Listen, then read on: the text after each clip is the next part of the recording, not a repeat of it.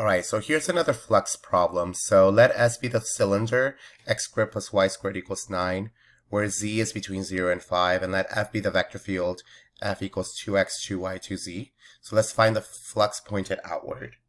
Alright, so let's start off by finding our flux integral. So we know that we have to find the flux. So this is going to be over the surface f ds, which is basically taking the surface and dotting it with a normal vector, okay, over the surface ds. Now our surface here is a cylinder from z equals 0 to z equals 5. So we only have one thing to worry about, which is great. Okay, so from 0 all the way to 5, so we just got this cylinder of radius 3. I know it looks like it's got bigger, but imagine that it's the same size. Okay, so we want to find the flux, okay, in the outward direction. So the vector field, we want to know how much mass per unit, time per unit area is coming out. All right, now this is not it's a completely different parametrization, right? So let's convert to polar. We have a circle of radius, a circle of radius 2. So we can just look at x equals 3 cosine theta, y equals 3 sine theta, and then let z equals z. Now, unfortunately, because we have this type of parametrization, right? So theta and z, we do have to use a cross product to figure this guy out. So we do have to find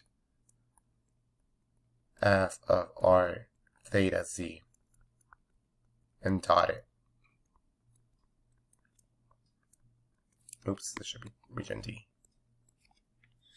Okay, so now let's go ahead and find the cross product of this guy. Okay, oops, not this. Oh, I can't erase it.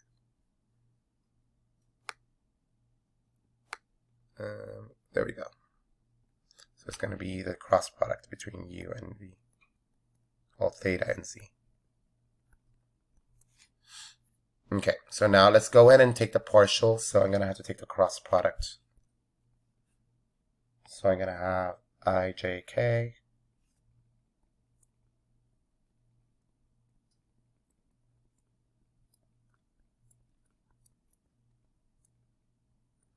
so with theta, it'll be negative 3 sine theta, 3 cosine theta, and then 0, then 0, 0, 1.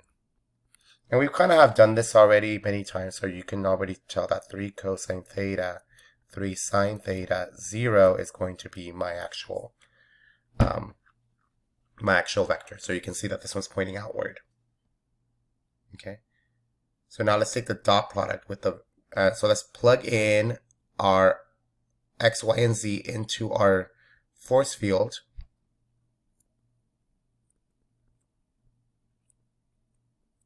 So the first guy is 2x, so that's going to be 2 times 3 sine theta.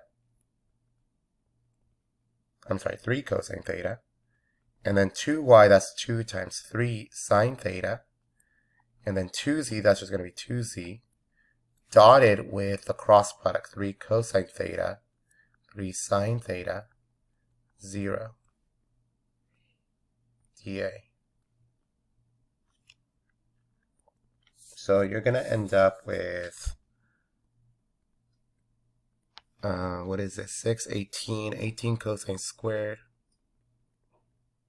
plus 18 sine squared theta, plus 0. So you're just going to end up with 18. Okay. Now, what exactly is going to be how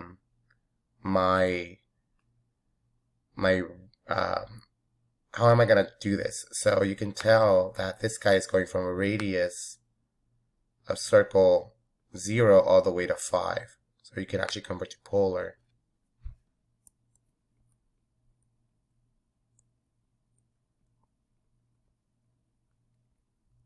So from a circle of radius 0, wait a minute, to 5.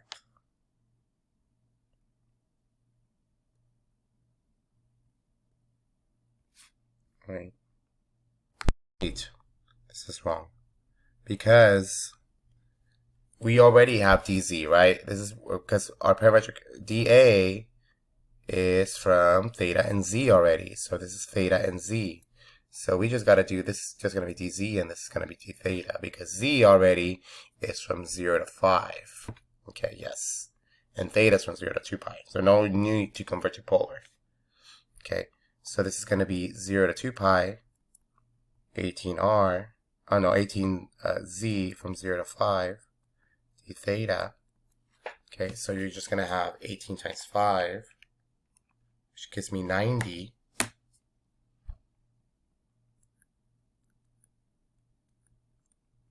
And you just get 90 times 2 pi, which is 180 pi. So this is the total amount of flux.